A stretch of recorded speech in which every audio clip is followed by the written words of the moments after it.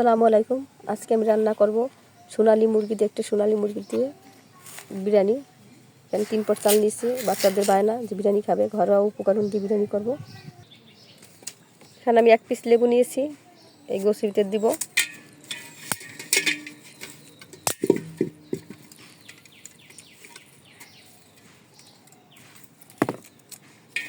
আর লবণ নিয়ে আমি ভালোভাবে মাখিয়ে নেব।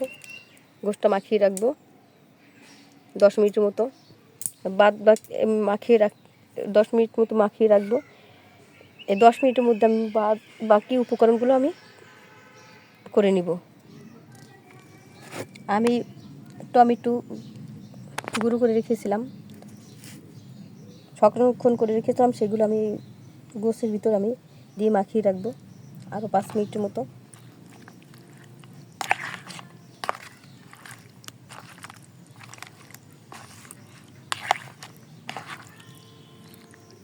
যেহেতু টমেটো সস আমার ঘরে নাই, তার জন্য আমি এটা দিলাম গোশের ভিতরে। তো গোশের ভিতরে ভালোভাবে ঢুকে যায়।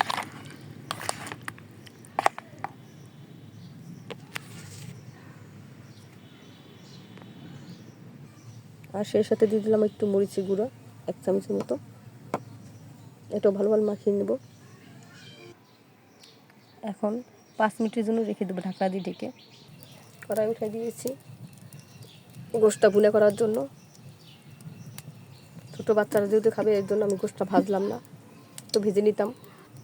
আমি এখন 4টা এলাচ দিয়ে দেবো, ছোটো করা, দারচিনি 3টে, তেজপাতা 3টে।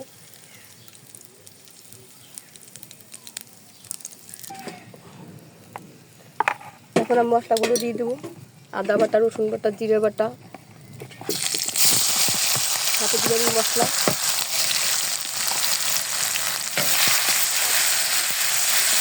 বাদাম বাটা, একত্রে সব মিক্স করে নিয়েছি। মশলাটা ভালোভাবে আমি কষিয়ে নেব। আর এখানে কাঁচামরিচ 8-10টা কাঁচামরিচ লিখে দিয়েছি, পেঁয়াজ বাটাও পেঁয়াজ দুটো দিয়েছি। মশলা কষানো হয়ে গেছে, আমি গোশগুলো দিয়ে দেবো, ভালোভাবে কষিয়ে নেব।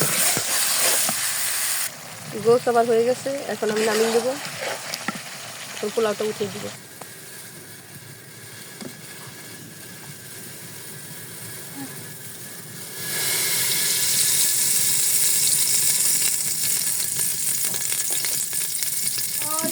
আমি 4 টেবিল চামচের মতো তেল দিয়ে দিলাম। 3টে এলাচ, 3টে দারচিনি আর 3টে তেজপাতা দিয়ে দিলাম। 1 টেবিল চামচের মতো পেঁয়াজ কুচি,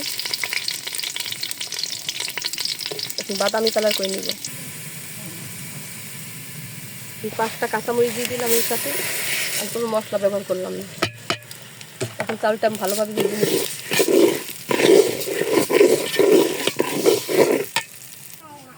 আমি এখন লবণ দিয়ে দেবো।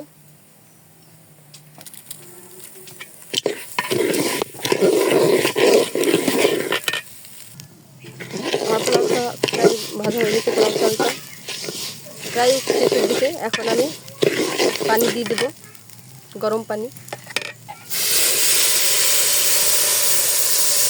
পরিমাণ মতো পানি দিয়ে দিলাম। আমি গোশের ভিতর টেস্টি লবণটা দিয়ে দিই সামান্য 1 চামচের মতো। 5 মিনিট মতো মাখিয়ে রাখবো। গোশের ভিতরে দিতে টেস্টি লবণের স্বাদটা যায়, তার জন্য।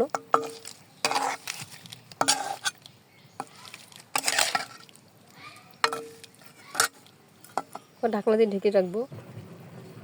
এখন গোশ দেওয়ার সময় হয়ে গেছে, আমি এখন গোশ দিয়ে দেবো।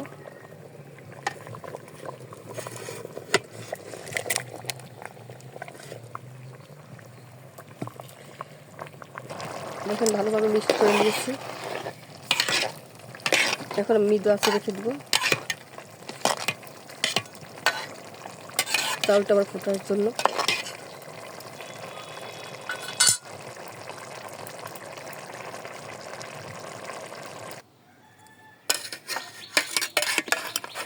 আমি দিয়ে দেবো।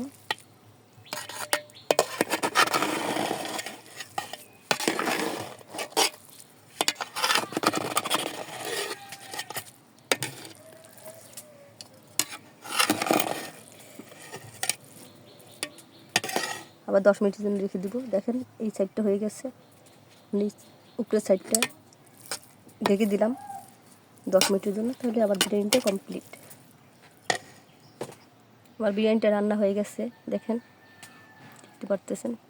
আজকে এ পর্যন্ত, আবার নতুন কোনো বিরিয়ানি আপনাদের সামনে উপস্থিত হব। সে পর্যন্ত সুস্থ থাকুন, ভালো থাকুন। আল্লাহ হাফেজ। আসসালামু আলাইকুম রহমতুল্লাহি ওয়া বারাকাতুহু।